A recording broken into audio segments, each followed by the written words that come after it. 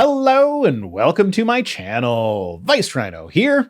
It's Meathead Monday, where I take a video from before my meaty head was on camera and redo it with my meaty head on camera. Today, I'm looking at Answers in Genesis Canada again, and in this video, Calvin attempts to explain why the Bible's timeline is more trustworthy than radiometric dating, which should be quite interesting, given how much non-radiometric corroboration there is for timelines that have been arrived at through radiometric dating. Well, the timeline of the Bible contradicts basically any other timeline you could possibly come up with using any other method, which includes genealogy mapping with other religious texts. So I'm expecting a lot of corroborating support in favor of the biblical genealogy, along with evidence that radiometric dating is fundamentally flawed, not just a couple of niche scenarios where radiometric dating looks anomalous, therefore the only other option is the Bible. So, let's see.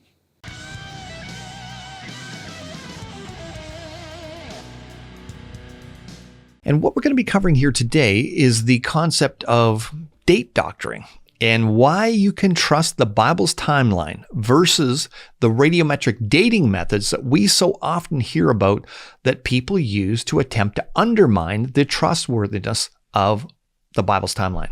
That is not what the purpose of radiometric dating is. You guys just have to run with your persecution narrative where you think that the only reason anyone could possibly come to a different conclusion from yours is because they are actively trying to disprove yours. But that's not it. I guarantee that the vast majority of people who work in scientific fields that require the dating of materials don't even think passingly about creationism when doing their work. They just do their work and report the results that they get without even realizing that these results anger creationist think tanks. Sir Isaac Newton famously said, "Atheism is so senseless and odious to mankind that it never had many professors." Yeah. Newton said a lot of stuff about how obvious he thought it was that God existed. Now, as a more modern point of comparison, I'd imagine that Stephen Hawking would be of roughly equivalent intellect as Isaac Newton, and he said, "It is not necessary to invoke God to light the blue touch paper and set the universe going." So, I guess we're equal? Now, actually, if we're being fair, Hawking had access to a lot more scientific data than Newton did, so he was drawing his conclusion from a much more robust data set, which means that, all else being equal, Hawking's opinion on the matter should take precedence here. Now, unlike today, where you can practically trip over three atheists, just on your way to the supermarket. Just think of how gross this would be if it were directed toward any other religious group. Oh, person X from centuries ago called Islam senseless and odious, but today you can practically trip over three Muslims on your way to the grocery store. I actually debated whether or not to keep that line in the video because even saying it as a way of drawing a comparison to how gross he's being feels like it's crossing a line. And yet, he can say the same thing as an offhanded, almost joke directed at atheists with definite undertones of seriousness where it is clear that he has contempt for our very existence. And I doubt that it ever crossed his mind that this might be considered a touch disrespectful. And I know some of you will be thinking that no, of course they don't care to be respectful. But they do want to at least have the appearance of being respectful. Answers in Genesis has an article that was written in 2015 that is all about how important it is to be respectful while engaging with atheists, even if they are being hostile. If this is Calvin being respectful, then I don't want to see what he would consider to be disrespect. At the time when Sir Isaac Newton penned this, who, by the way, he's often quoted as the most famous and influential scientist who's ever lived. Highly debatable. He certainly was quite famous and influential, but most famous and influential is pushing it. And being a famous and influential scientist is irrelevant when talking about the non-scientific matter of the existence of God.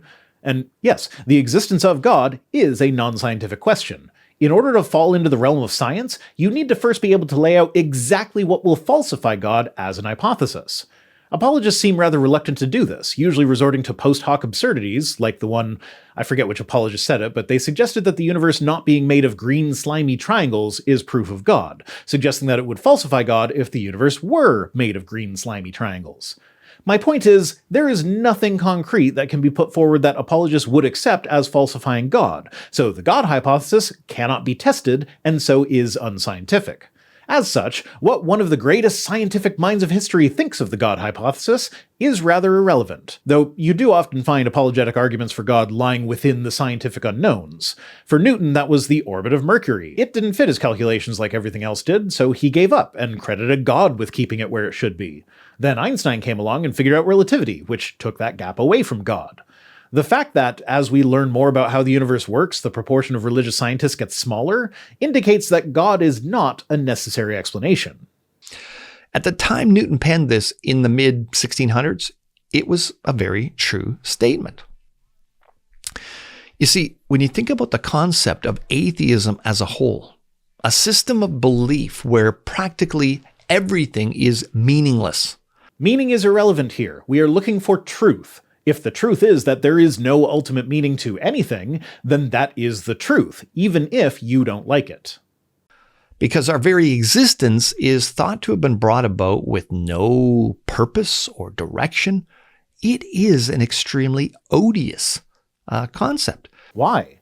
I get to choose the meaning of my life for myself. I don't have to make my life about sucking God's dick all day every day. I can decide to do what is important to me. And since I believe that this is the only life we get, I am now more motivated to try and make a positive difference in the lives of those around me than I would be if I thought that they would all get eternal paradise when they die anyway. How is that in any way odious? Because there can't be any true meaning to anything at all. You see, in this worldview, someday you and I will die. Our kids will die, their kids will die, and eventually the whole universe will reach heat death and die. So, what has that to do with my life in the here and now? Why do apologists always refuse to acknowledge the inherent value in experiences as we have them in the only life that can be demonstrated to exist? And what does any of this have to do with radiometric dating? However, for the unrepentant sinner, there is kind of a silver lining behind this worldview. It's the assumption that there's no judgment. Yes, of course. The "I'm only an atheist because I want to sin" gambit. Sorry, Calvin, but I lead way too boring a life for that to be the case. You see, a moral law requires a moral lawgiver. And with the concept that there is no God comes the freedom of belief that no matter what we do in life, no matter how, evil our thoughts and deeds, if we are somehow able to get away with it, then we actually get away with it. Who is the person who gets away with it? The person who tries their best for their whole lives to be a good person, making the lives of those around them better to the best of their ability, but because they don't believe in Jesus, they end up going to hell for eternity? Or the person who is a piece of shit who makes other people miserable, works only for their own gain at the expense of others, cheats, steals, lies, all that stuff, and then converts to Christianity moments before death and so goes to heaven and is rewarded with eternal paradise? I'd say the bad person who ended up in heaven got away with more. Wouldn't you? So similarly, to the example of getting children to take something they wouldn't normally want, a little bit of sugar, secular thinkers in the 1800s understood that in order to sway people over to accept their naturalistic worldview, they'd need to dress it up a bit and make it more feasible and more attractive. You are assuming motives for people that just, quite frankly, were not motivated that way. Scientific progress is not the result of some shady group of conspirators trying to figure out how to disprove creationism. Scientific progress just happens as scientists learn more about how stuff works. The fact that it disproved creationism in the process was merely a result of creationism not being true, not malicious intent on the part of the scientists. In order for someone to accept atheism, they've got to believe that everything they see around them has somehow come about by random processes. Not random, just non-directed. Something doesn't need to be consciously directed in order to not be random. The fact that it snows only when it's cold is not because of random chance, it's the result of several factors, the most obvious here being the freezing point of water. So, snow happening when it's cold out is neither the result of random chance or direction.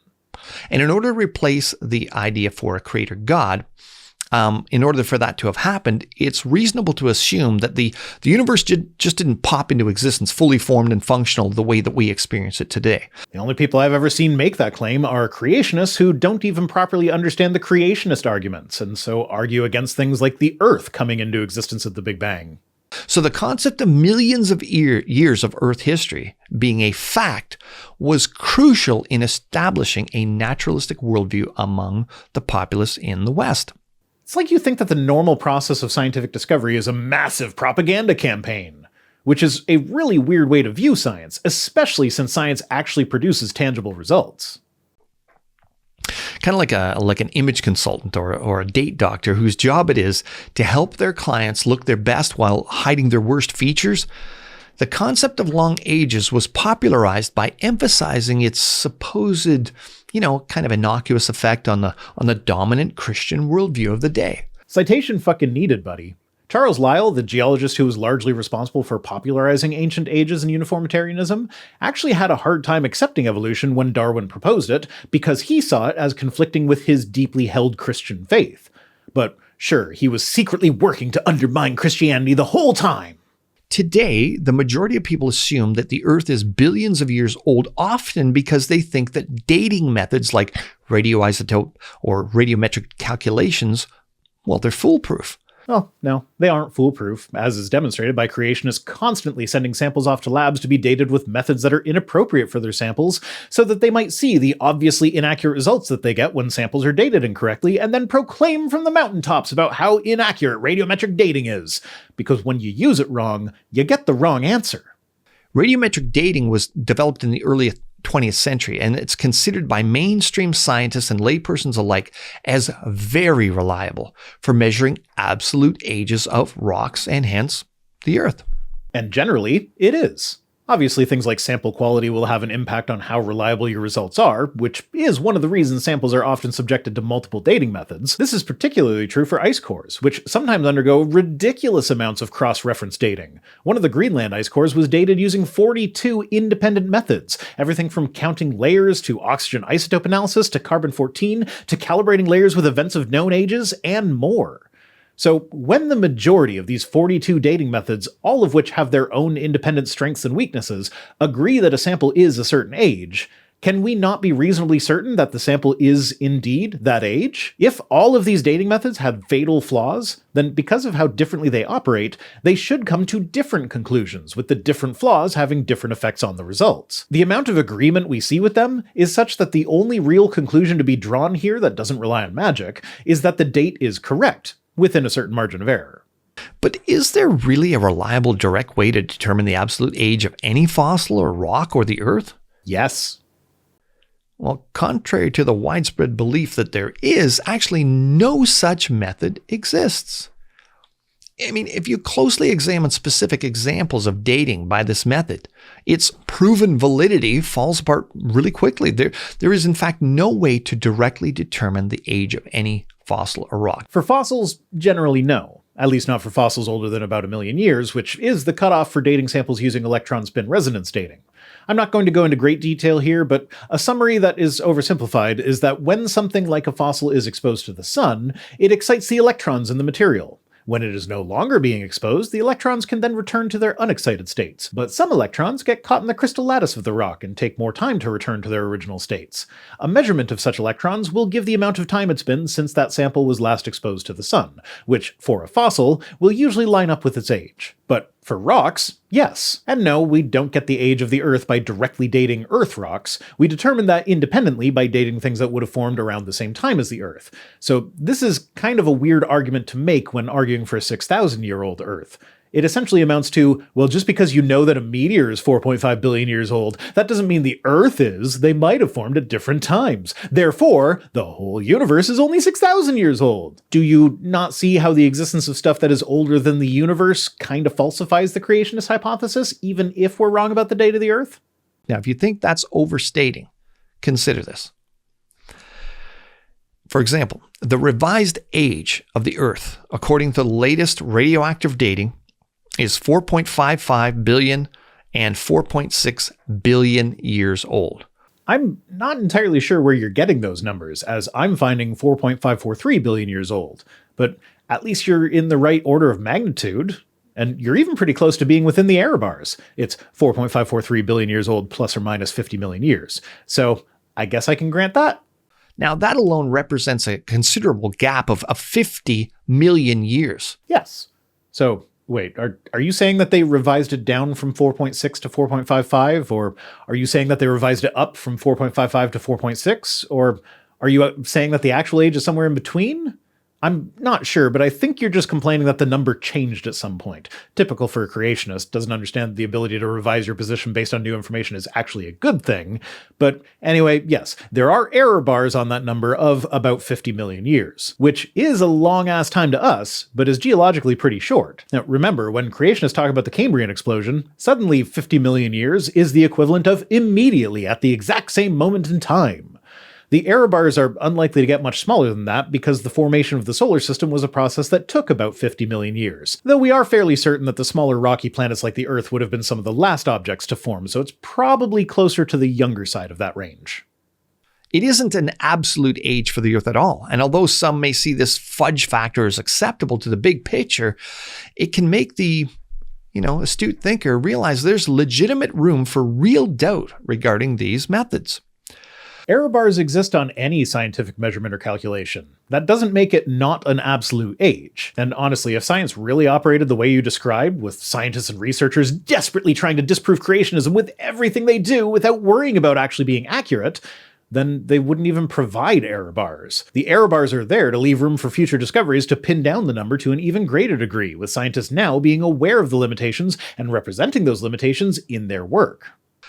Unfortunately, evolutionary scientists, including old Earth Christian geologists, fully embrace these methods like VARV or tree ring chronology and carbon dating. Wait, why are you bringing up VARV and tree rings? I thought we were talking about the age of the Earth. And dendrochronology, those tree rings, is one of the most accurate chronologies we have.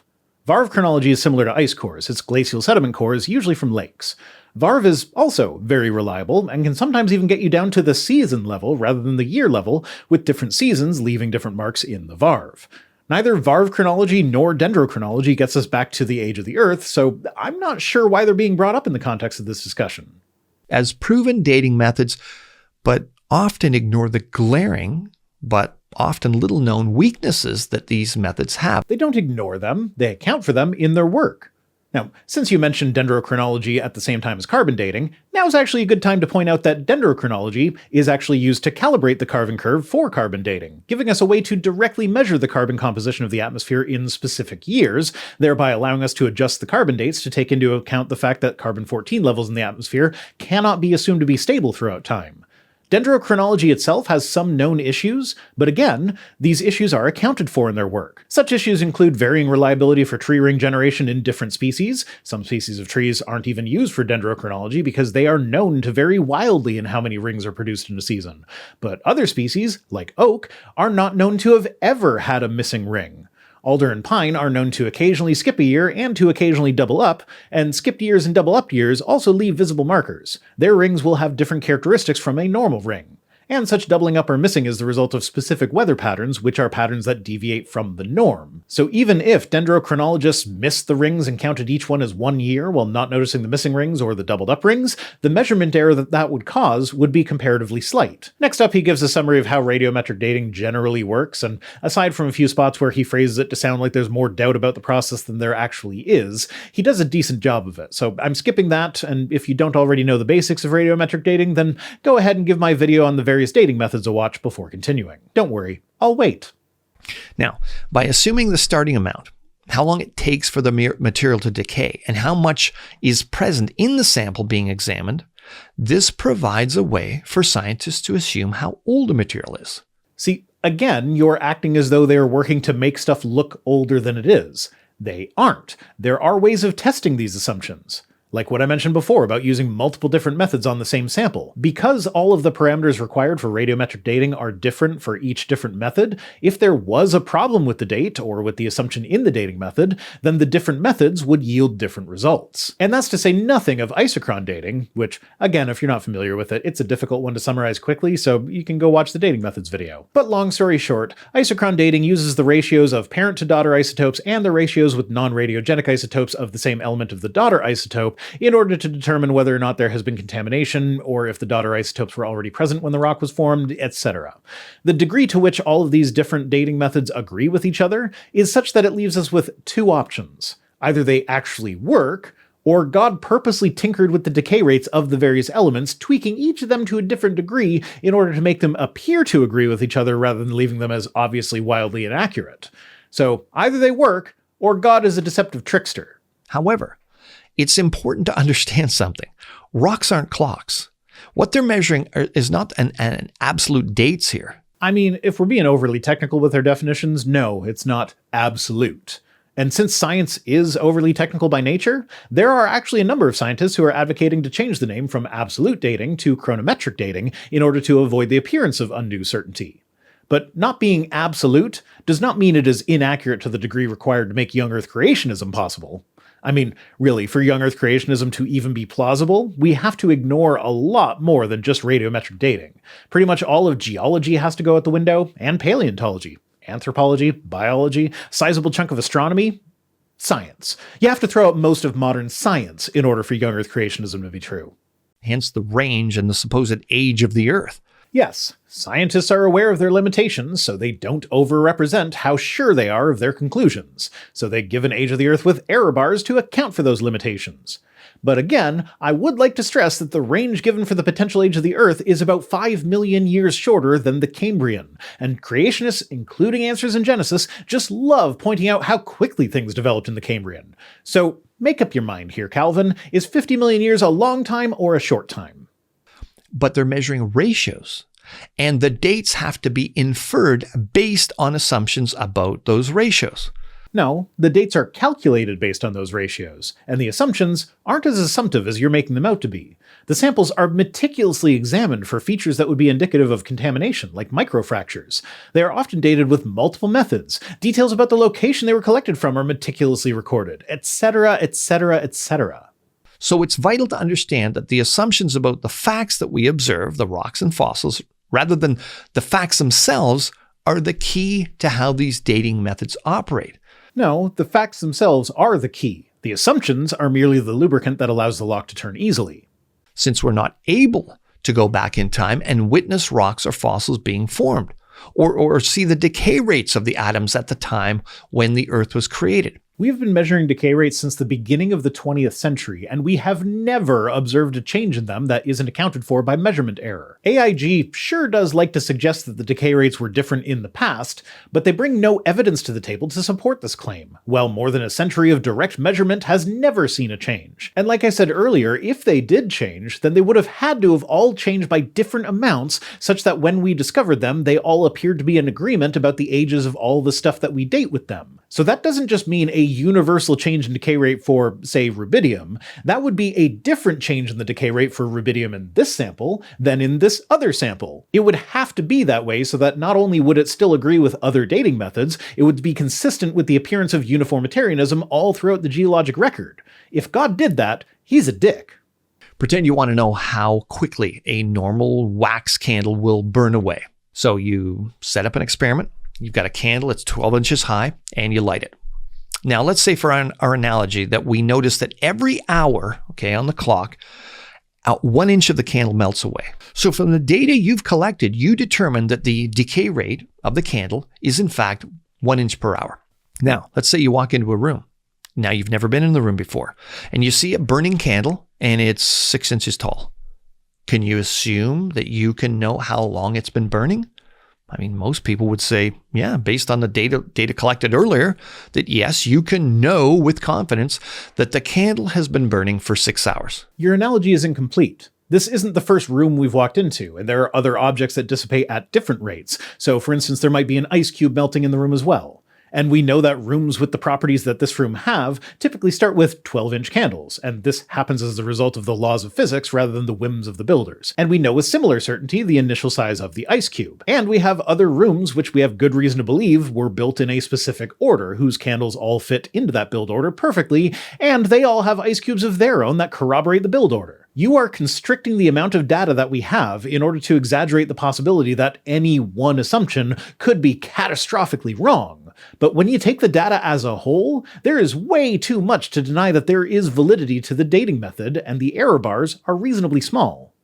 What if the candle had been lit 10 years ago, burned for a little while, then someone snuffed it out, and it had been relit just 5 minutes before you walked into the room? Well, in this analogy, it would be God snuffing out and relighting it. And he made sure to snuff all the other candles in all the other rooms out at different times in order that it might appear that the rooms were built in the order that they look like they were built in, when in reality they were all built simultaneously. And then he relit all of those candles based on when he knew we would enter the various rooms in order that he might trick us into seeing that the candle data matches the data from the order in which it looks like the rooms were built, which also matches the ice cube data that I guess he manipulated by changing the thermostat in similar but slightly different ways than how he fiddled with the candles. My point is that in this analogy, this hypothetical candle snuffer outer and relighter went to a lot of work to make the data say something that wasn't actually true.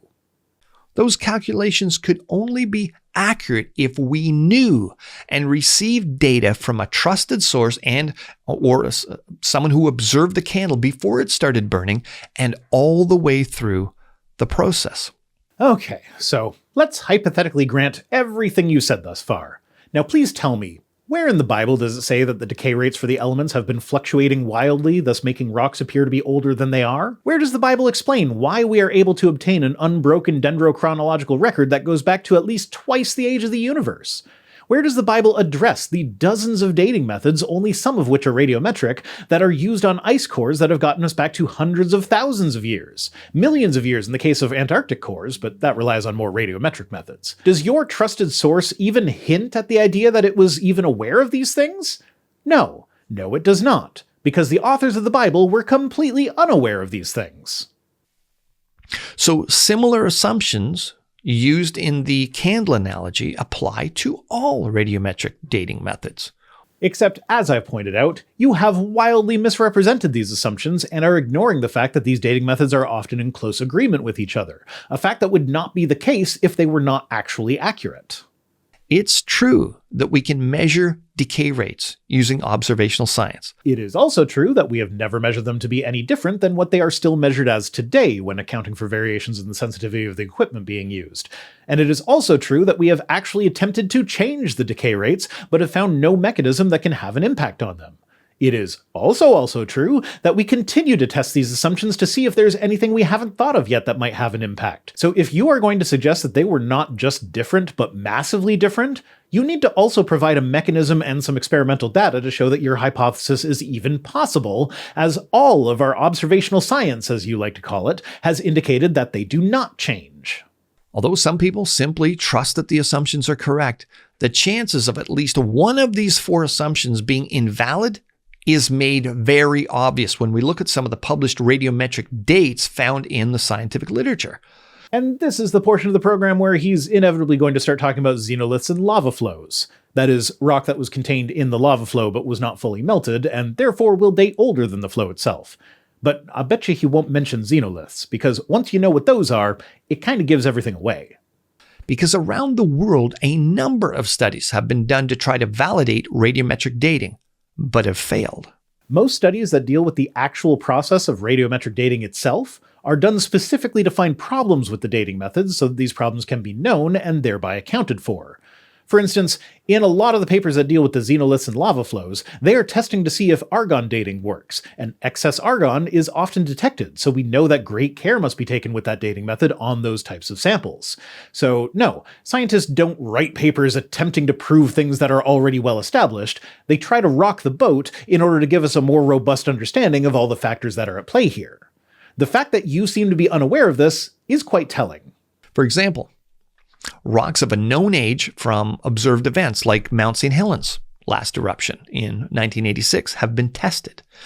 And several different radiometric dating methods used resulted in dates estimated at millions of years when we know that the rock was only 10 years old when tested through radiometric dating.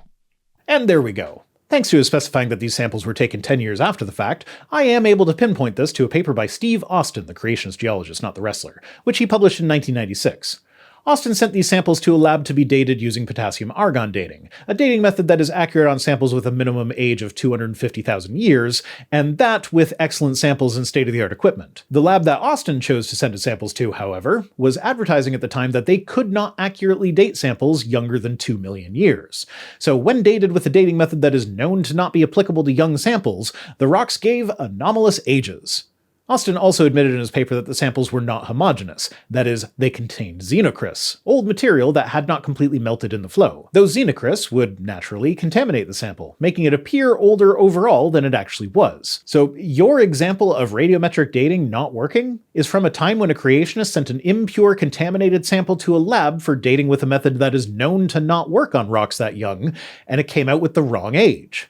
Well, duh. That's why real scientists actually work to challenge radiometric dating methods so that we know how to avoid situations like this one. Also, fun fact, but if you've been following my channel for a while, you may remember that I occasionally bring up a table of data where a creationist researcher copied data from the wrong column of a table in another paper into their paper, and then other creationists copied the incorrect table into their papers and articles. And it remains uncorrected to this day. Well, that's this paper. Austin accidentally copied the amount of excess argon column of a table from a paper that was studying excess argon in historic lava flows, and mistakenly copied the amount of excess argon into his paper as the measured age. This is the kind of basic mistake that would normally be caught by the peer review process, but as creationists don't seem to care much for the scientific method, it has remained uncorrected on at least 4 creationist web pages that are still available today, 29 years later. Also, the north rim of the Grand Canyon. Well, it's got lava flows from volcanoes on it that erupted after its formation, which potassium-argon dating methods have determined are 1 billion years older than the oldest rocks at the bottom of the canyon are supposed to be. Well, that would certainly be interesting. The basement rocks are already over 1.3 billion years old, so to find a 2.3 billion year old lava flow would be fascinating indeed. But I can't actually find any corroboration for this claim, not even from creationist sites. The Institute for Creation Research did provide a reference that gave a date for a lava flow that originated in the Unkar group, which is one of the oldest groups of rocks in the Grand Canyon. So that lava dating to older than the top lip of the Grand Canyon does make perfect sense. And as it turns out, the radiometric dates that are calculated for that lava flow fit in perfectly with its location in the Grand Canyon. Now, I did also find another Steve Austin article talking about getting a 1.3 billion year age for a lava flow that is supposed to be 1.2 million years old. So that's probably what you're referring to, though that's still not 1 billion years older than the oldest rocks at the bottom of the canyon. In this instance, Austin used isochron dating, which is supposed to take care of contamination issues, right? Right. And shockingly, Austin's isochron diagram is correct. The date he arrived at appears to be accurate, 1.3 billion years old. So, how is that possible in a lava flow that's only 1.2 million years old? Well, Austin didn't collect his samples in a way that would lead to an accurate date for that specific lava flow. Notably, the 4 samples he used were from 4 different lava flows of different ages. So, wait a second here, if he used samples from different flows, how did the isochron dating end up being accurate? Because when multiple lava flows share a source, you can use samples from those multiple flows in order to date the source itself rather than the flow. As a professional geologist, Austin no doubt knew this, and so gave an accurate date for the source of all 4 lava flows, but just decided to represent it as the date for just one of the 4 flows. Seems intentional, if you ask me. Okay, I'm done with this one now. He gives one more example that is just more of the same, and then goes into summary mode. He didn't provide a single data point that would give us reason to trust a biblical timeline over a scientific timeline, so I guess this just falls into the typical creationist thing where they assume that if they can poke enough holes in a scientific model, then their model becomes the accepted model by default without having to do anything to support it? Well, Homer, I guess you're the winner by default. Default! Woohoo! The 2 sweetest words in the English language. Default, default, default. Today's comment of the day comes to us from Idanthersus, who says, "Who cares? Christians haven't been a problem for years. They lost the online debate over 10 years ago. All the skeptic channels started doing other things years ago. Must have missed the memo." Couple things here. First, I am most definitely not the only skeptic channel that still covers religious content. There are plenty still out there. Second, I'm pretty sure I remember when all the big-name skeptic channels started doing other things, and that's actually when I started my channel, to fill in the void that they left behind. If the Christians lost the online debate over a decade ago, nobody seems to have informed them of it. And finally, and most importantly, if you think that Christians haven't been a problem for years, then you haven't been paying attention for years, especially this past year. Now, this comment was made in January of 2022. Imagine saying that Christians haven't been a problem for years, just barely 1 year after the January 6th insurrection, an event that was marked by the conspicuous presence of Christian-themed flags, Bibles, public displays of faith, people praying while bowing reverently to a giant wooden cross, etc. Never mind that one of the two main political parties in the most powerful nation on earth is essentially being run by Christian nationalists who are using Project 2025 as their playbook, with the other party afraid to call out the religious nature of the problem because they want to pander to the more liberal religious base, even if they aren't religious themselves, which a lot of them are. But sure, Christians have been totally cowed by the online religious debate and wouldn't dare try anything funny against the people who they lost the debate to. Obviously, this doesn't apply universally. I am in no way saying that all Christians supported the actions of the people on January 6th or are all Christian nationalists, but to ignore the role that the religion of Christianity plays in events like this is to just be turning a blind eye to the obvious. Thanks for watching. Special thanks as always to my patrons, who are the candle burning in the sealed room that is my channel. If you'd like to only be a tiny portion of an accurate analogy for radiometric dating, you can join us on Patreon for as little as $1 per week over at patreon.com/ViceRhino. If you feel so inclined, you can also support the channel through direct donation or by buying something from my throne wish list. Links to social media, all the ways to support the channel, and to my other projects can be found at links.vicerhino.com. If for whatever reason you want to send me stuff, my PO box address is in the description. See you next time!